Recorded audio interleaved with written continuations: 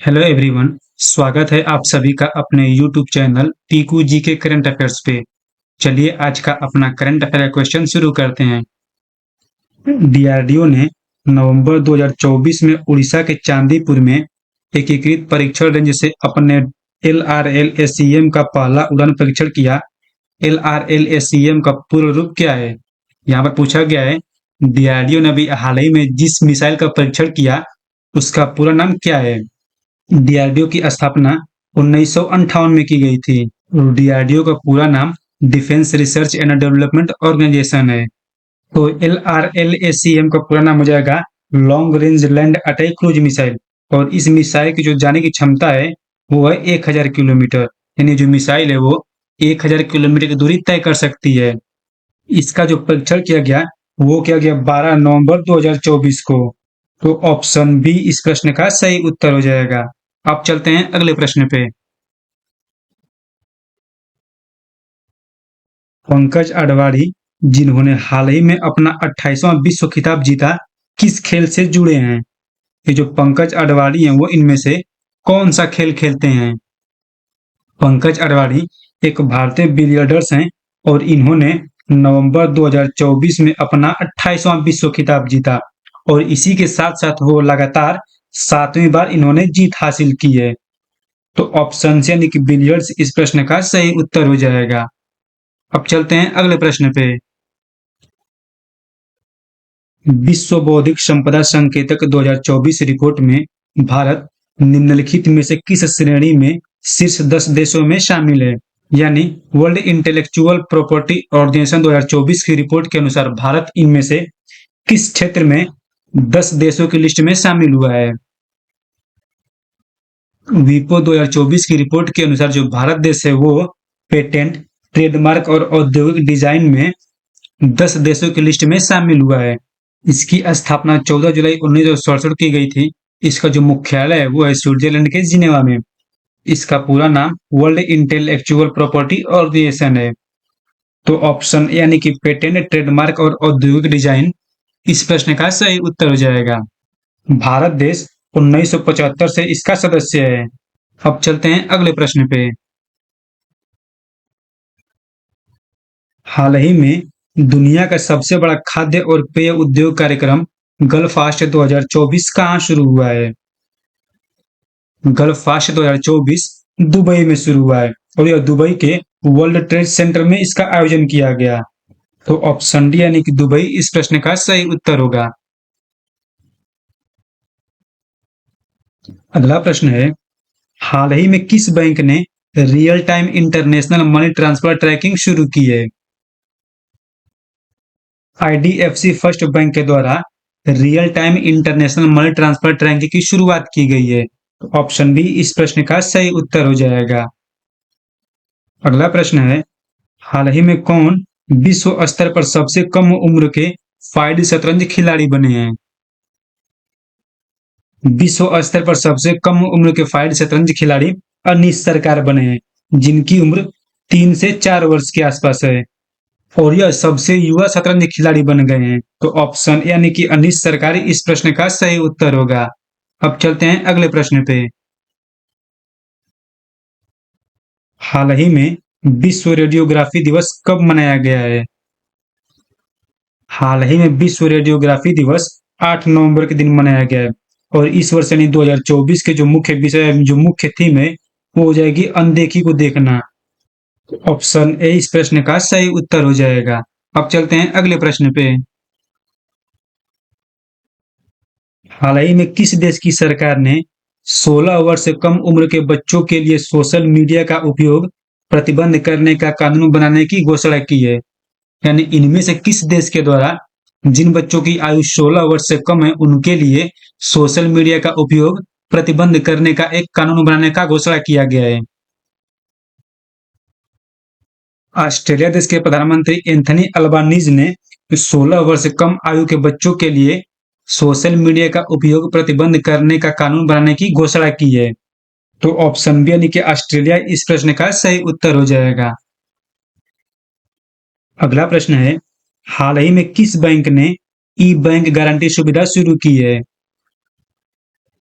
हाल ही में Punjab and Sindh bank ने ई bank guarantee सुविधा शुरू की है। तो ऑप्शन सी इस प्रश्न का सही उत्तर होगा। हाल ही में भारतीय सैन्य विरासत महोत्सव का दूसरा संस्करण कहाँ शुरू हुआ है? भारतीय सैन्य विरासत महोत्सव का दूसरा संस्करण 8 नवंबर 2024 को दिल्ली में शुरू किया गया। तो ऑप्शन सी यानी कि दिल्ली इस प्रश्न का सही उत्तर होगा। हाल ही में किसे व्हाइट हाउस का स्टाफ नियुक्त किया गया है?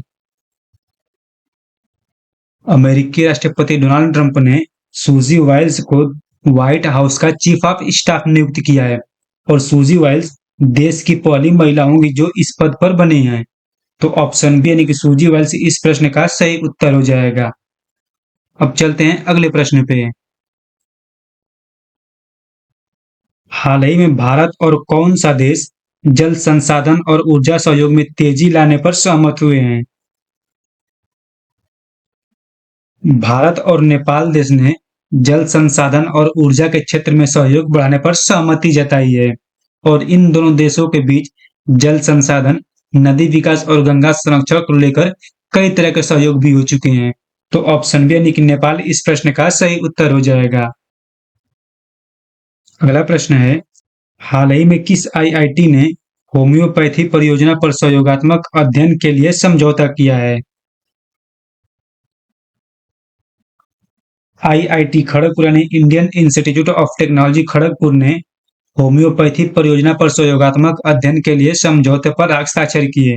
तो ऑप्शन डी यानी कि आईआईटी खड़गपुर इस प्रश्न का सही उत्तर हो जाएगा। अगला प्रश्न है, हाल ही में तीसरा भारत ऑस्ट्रेलिया संयुक्त सैन्य अभ्यास आस्ट्रा हिंद कहाँ शुरू हुआ? ये जो आस्ट्रा हिंद अभ्यास है वो भारत और ऑस्ट्रेलिया देश के बीच बारी बारी से होता है और ये इसका तीसरा संस्करण था जो महाराष्ट्र के पुणे में शुरू हुआ। तो ऑप्शन बी इस प्रश्न का सही उत्तर होगा। सैटेनिक वर्सेस उपन्यास पर बैन लगा है, इसके लेखक कौन है? 1988 में भारत ने सलमान रुश्दी के सैटेनिक वर्सेस उपन्यास पर प्रतिबंध लगा दिया और इस किताब को बाहर से मंगाने और देश में इसको छापने पर भी बैन लगा दिया। तो ऑप्शन ए यानी कि सलमान रुश्दी इस प्रश्न का सही उत्तर हो जाएगा। सैटेनिक वर्सेस उपन्यास के लेखक सलमान रुश्दी हो जाएंगे। हमारा अगला प्रश्न है, हाल ही में जारी हेलने पासपोर्ट इंडेक्स 2024 में कौन प्रथम स्थान पर रहा है? हेलने पासपोर्ट इंडेक्स 2024 में इनमें से कौन सा देश प्रथम स्थान पर है? हेलेने पासपोर्ट इंडेक्स 2024 में प्रथम स्थान पर सिंगापुर देश है। इसके बाद फ्रांस, जर्मनी, इटली, जापान और स्पेन है और जो भारत देश है वो 83वें स्थान पर है।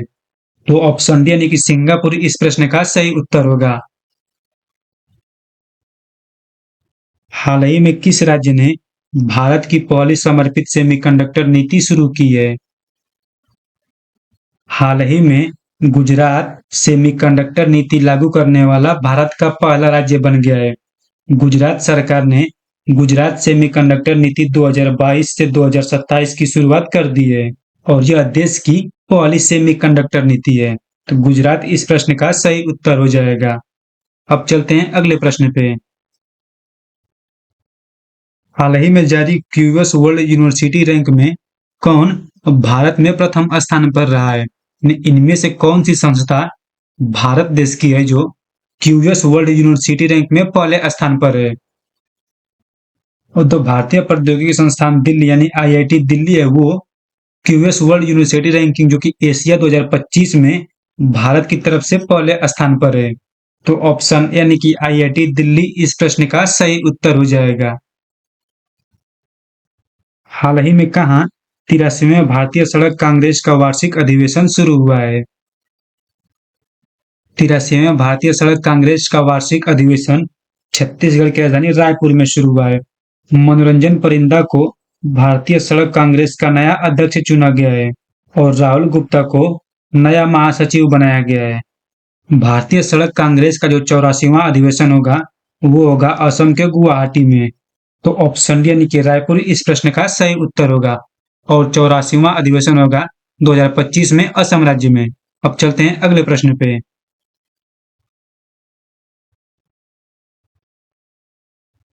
किस देश ने इजराइल और हमास के बीच मध्यस्थ की भूमिका से खुद को अलग करने की घोषणा की है? कतर देश ने इजराइल और हमास के बीच मध्यस्थ की भूमिका से खुद को अलग करने की घोषणा की है। तो ऑप्शन सी यानी कि कतर इस प्रश्न का सही उत्तर हो जाएगा। अब चलते हैं अगले प्रश्न पे।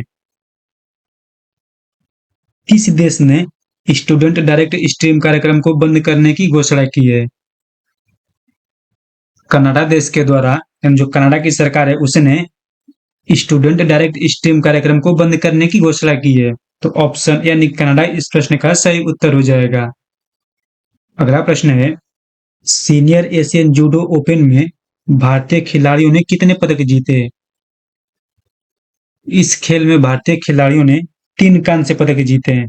महिलाओं में एंजल यादव ने लाउ वानलोक को हराकर 1 कांस्य पदक जीता, जतिन ने हबीब हसन को हराकर 1 कांस्य पदक जीता और सौरभ ने अमेरिका के बिल एगट को हराकर 1 कांस्य पदक जीता। तो ऑप्शन बी इस प्रश्न का सही उत्तर हो जाएगा। अब चलते हैं अगले प्रश्न पे। सर्वोच्च न्यायालय ने किस विश्वविद्यालय का अल्पसंख्यक दर्जा बरकरार रखा है? कुछ दिन पहले सुप्रीम कोर्ट ने अलीगढ़ मुस्लिम विश्वविद्यालय पर सुनवाई की और कोर्ट ने विश्वविद्यालय का अल्पसंख्यक दर्जा बरकरार रखा। तो ऑप्शन बी यानी कि अलीगढ़ मुस्लिम विश्वविद्यालय इस प्रश्न का सही उत्तर हो जाएगा। चलिए आज के लिए इतना ही, मिलेंगे अगले वीडियो में।